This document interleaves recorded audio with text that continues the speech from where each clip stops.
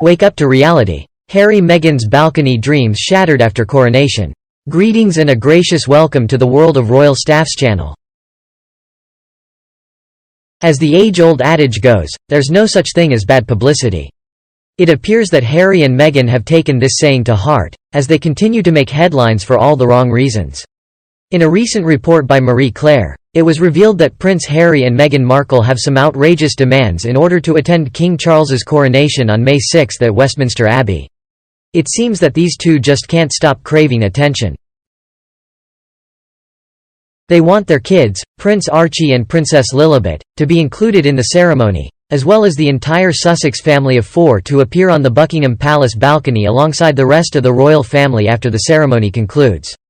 And to top it off, since May 6 also happens to be Archie's 4th birthday, they want some kind of acknowledgement of that day, despite the attention being on Charles and Queen Consort Camilla. It's obvious that these two are desperate to be in the spotlight. Marie Claire, which used to be a respectable magazine, has fallen from grace by publishing such harklish nonsense. They speak of Camilla without her rightful queen title and the Harkle children like little brats, with nicknames like Ain't That Cute. But let's be honest, the real reason Harry and Meghan won't be on the balcony is that they're not working royals. It's that simple. There are plenty of reasons why they don't pass the requirements for the event, but their lousy and insulting behavior isn't one of them.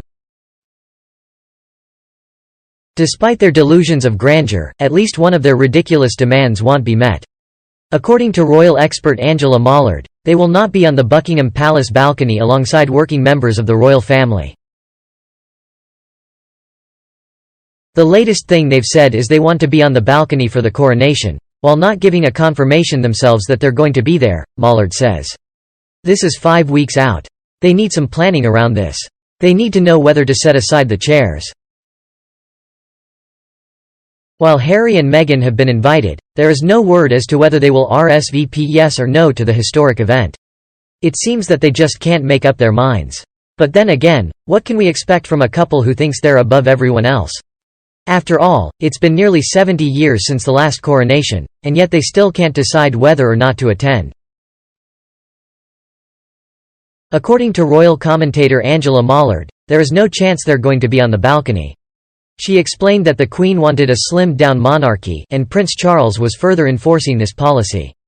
Mollard added that Charles had dealt beautifully with Prince Andrew, and that Harry and Meghan needed to accept that there was no chance they'll get a place on that balcony. While the couple may be hoping for a return to the limelight, recent reports suggest that they are struggling to make ends meet. Gone are the days of appearing in prestigious publications like Marie Claire, Vogue, and Town & Country. Instead, they have turned to less reputable sources like Spanish Music Mondial, Heat magazine, and People magazine. By their situation, we can tell that Harry and Meghan are running low on funds, which is not surprising given the extravagant lifestyle they have been leading. All their money seems to be invested in maintaining appearances, with little or no effort put into real philanthropic initiatives or even starting up viable businesses.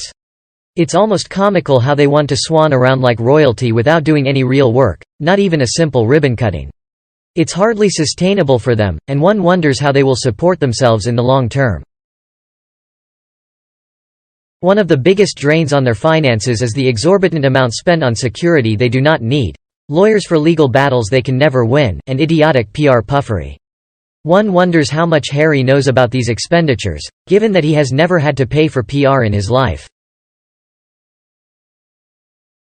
Dealing with the British royal family and the Buckingham Palace can be quite expensive.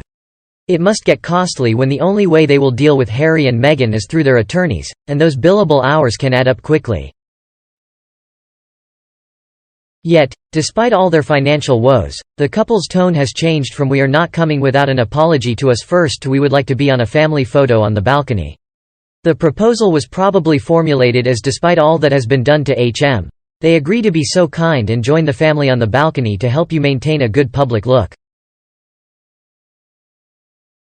However, it has become tradition, with Prince Andrew, Harry, and Meghan no longer working royals, to only have working royals appear on the balcony for events, like at the Queen's Platinum Jubilee last June. So it's highly unlikely that we'll see Harry and Meghan on the balcony anytime soon. The coronation is fast approaching, and senior royals, crown princes and princesses from all over Europe and Asia are getting ready to represent their institutions in an official capacity. But there's one set of royals who don't quite fit in: Harry and Meghan, the irrelevant non-working royals, who are sixth in line to the throne and living in Montecito. Frankly, with their status, their demands far outweigh their relevance. In fact, they're as relevant as pretenders to the Russian monarchy, effectively worth nothing. Even the Russian royals have some influence over the Orthodox Church, but Harry and Meghan would burst into flames if they were sprinkled with holy water. They're the embodiment of envy, with Harry being the Cain to William as Abel. Despite their lack of importance, Harry and Meghan have requested inclusion on the balcony during the coronation procession. However, this request seems highly unlikely to be granted, given that they are no longer working members of the royal family. The palace are trying to wrap up negotiations as quickly as possible, because they can't go right up to the wire, a source says. It could lead to chaos. It could very well be that it ends in stalemate and they won't attend. But the palace is doing everything in its power to not let that happen. But the fact is, why should they be allowed on the balcony when they don't represent anything? Their only claim to fame is being exiled non-working royals, with all their money invested in keeping up appearances.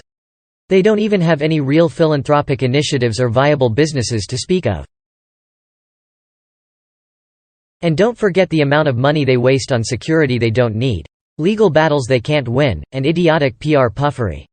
It makes you wonder just how much the psycho prince actually knows about their spending and dubious PR. He's never had to pay for PR in his life, after all. While some may believe they deserve to be there, the truth is that nobody wants them there. The mere thought of their attendance is enough to make one cringe, as it would surely result in boos during such a historic moment. Despite the Markles' claims that they have been invited, the reality is that we have no idea what is happening behind the scenes. The palace has been quiet about the matter, with no official announcement or confirmation of their invitation. In fact, the only information we have received is from the Markles themselves, who have sent out a press release via People about the children's titles. To make matters worse, their lease for Frogmore is not being renewed, indicating that the royal family has had enough of their shenanigans. It's no secret that Harold and his toxic spouse have caused a stir in the past, but it seems they just can't help themselves. The coronation is supposed to be a day to celebrate all that is positive, but the Markles have chosen to be nobodies. They don't even merit an invitation, let alone any acknowledgement or honours. It's time for them to realize that they are not above the monarchy and the image of the British people. Dear KCIII, we know you love your son, but he has chosen to be a backstabbing toad. It's time to put a stop to his mockery of the monarchy and the people of Britain. As for Charles, we haven't seen one thing he has done that indicates weakness. It's time for the Markles to shape up or ship out. Thank you all for tuning in. I hope you enjoyed today's video as much as I did making it. Keep being amazing, and I can't wait to catch you all in my next one.